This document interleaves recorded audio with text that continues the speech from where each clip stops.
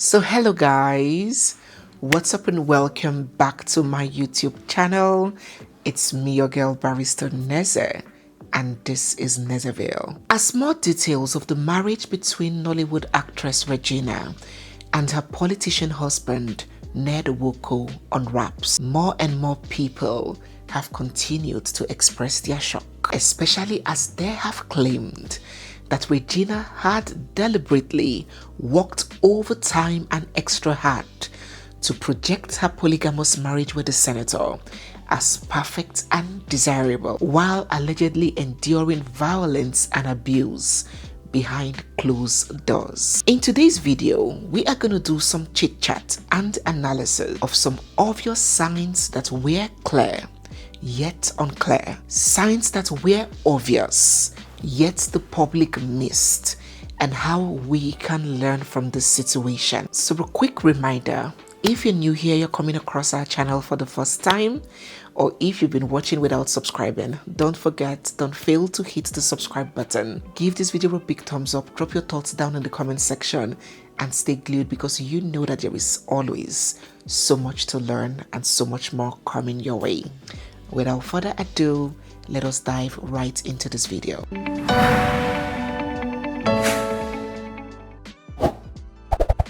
First, the outward disclosure. I personally believe that marriage should not necessarily make one less fashionable, and I certainly do not subscribe to the idea of getting married and you just let yourself go, you start leaving your hair unkempt and dressing anyhow. No, not to talk about one that is in the public eye like Regina. But there is a very thin line between self-expression and self-absorption, and it may take a very critical eye to see. Regina went from this calm, even shy, level-headed girl to this sensual figure. Several tattoos, multiple piercings, sultry dress choices, BBL, cosmetic surgeries, and the constant need to be erotic.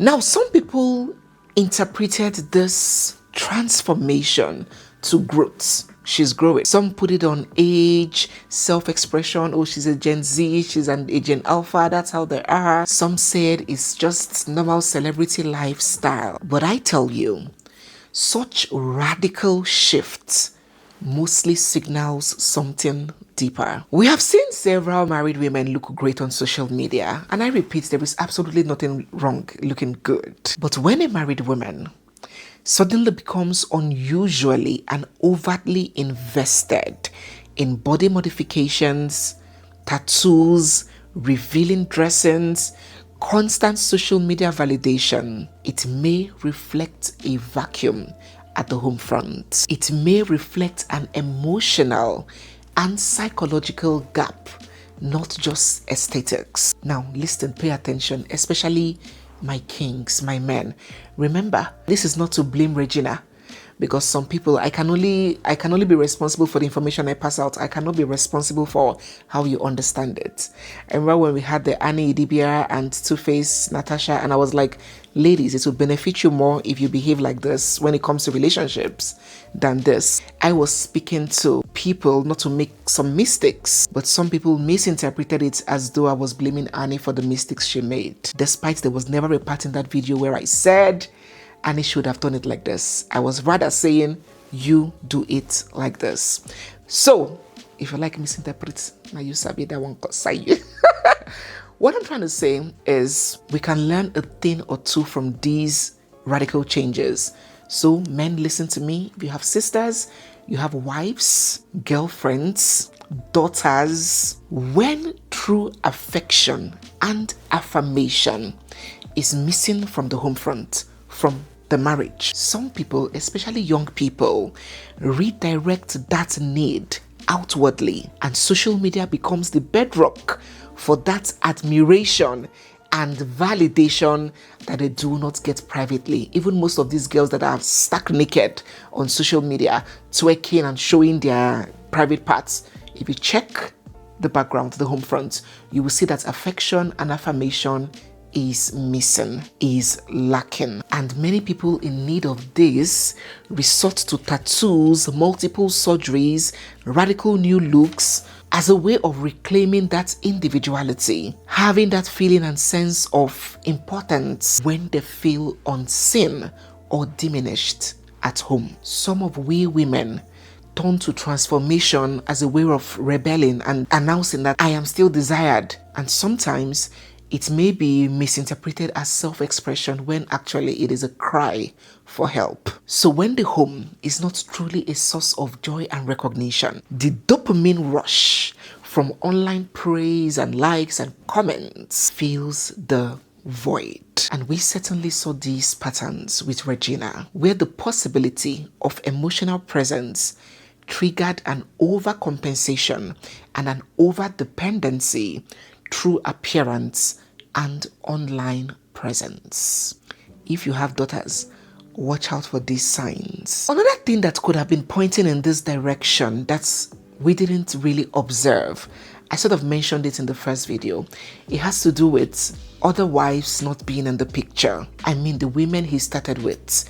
Whenever he's going for public functions or he needs to present his spouse, it's either Regina or the other lady, Lila. But it's on the record that he allegedly has 6 wives. So the big question is, where are the rest of them? It may have signaled a source of concern that this place may not be the paradise that is being projected, because the truth is that no woman lives a happy, peaceful and comfortable place. So the possibility of other wives not being in the picture may have been a sign and a signal that maybe all was not well behind closed doors. Thirdly, another signal that a lot of people just brushed off happened only recently, just a few months ago, when Regina changed her names, took off the senator's name and put back her maiden name, and then wiped off all pictures and videos of both of them together, even stopped wearing her ring. And when this thing happened, I think it was around that rumor of Chika Ike and all of that, we recollect that her brother, this same brother that is fighting for her, came out on social media and said something about the road to success, no day anybody papa house. I beg, welcome back. You know, that kind of thing, like nobody owns your life. Nobody has the key to your future. You can still do good. You can still be successful without this man. That was the message that her brother passed. But a lot of people just dismiss it as, oh, jealous people are trying to make a story where there is no story. That may have been a very serious signal that there was a lot of struggle and turbulence in the marriage, and it was only being patched up and, beautified for public consumption. Then another hint that so many people may have missed was Regina's message on social media. On this fateful day, she took to Instagram and she posted herself in her husband's attire, his signature red cap and his white Senegalese. And she was like, domestic violence na for poor man, beating na skincare this side. A lot of people just laughed it off. Look at this. It has over 80-something thousand likes. This may have just been outlets that this lady was trying to voice out her experience, but a lot of people didn't catch it then. But now it's beginning to make a lot of sense to people. And then the next hint was the oversharing and the over projecting. There is absolutely nothing wrong with sharing your joy. You see, human beings cannot be the same, right? There are some people that believe that do not share your marriage on social media. Do not share your marriage in public. Do not share your happiness. Do not share your success. Do not share your achievements. Just don't share, because the devil on social media is stronger than the devil in hellfire that sees it in private. So it's their belief that do not share anything, just keep it hush hush. While some people believe in sharing. When something good happens to them, they feel the need to share to others, to share their joy and their happiness, and both are okay. It is this variety that adds up to the spice of life. But what we're talking about here is something in an excessive form. And that's why we didn't say sharing. We said oversharing, where when your husband sends you money, you post the alert. He sends you a gift, you post it. You post your WhatsApp chats, you post your private messages, you post private moments, you post him in the toilet, you post. Marriage should not entirely stop one from being expressive. Some people even relay their gratitude to God by inspiring others with their blessings. But when partners begin oversharing on social media, it can be an indication that something crucial is missing in private. Where every mood, every emotion, every occurrence must be shared to the public, it may even be a cry for help. It can expose the tension between image and reality, the friction between attention and neglect, between true, fulfilling, satisfying love and loneliness. So sometimes the louder the online performance, the quieter the peace behind closed doors. I said sometimes. The louder the online performance, the quieter the real peace is behind closed doors. And we saw Regina being so fixated on being the public relations officer for Ned, constantly publicly portraying him as the ideal partner. And now it's looking like that may have been an image management to silence the truth and pass the illusion of harmony that didn't exist. So the question that you should ask yourself is, if it is truly good, then why does it need so much convincing? Watch out for the signs. And then lastly is the age gap, which of course is debatable. Let us drop our thoughts and debates down in the comment section. Not all marriages with huge age gaps are bound for failure or are bad. But I still believe that there is a difference between a 38 or 39-year-old woman getting married to maybe a 65-year-old man compared to an 18-year-old getting married to a 50-year-old, even though the age difference and margin may be the same. And I'm talking from the depth of my heart, not just as a woman, but as a mother of a girl. Because when I want to get a true picture of a situation, even when I'm talking on it on my channel, I just picture like my child. And then I get the real natural feeling of how I feel about that situation. Now, we had Regina that was 18 and the senator who was 60. That was a whopping 42-year age gap.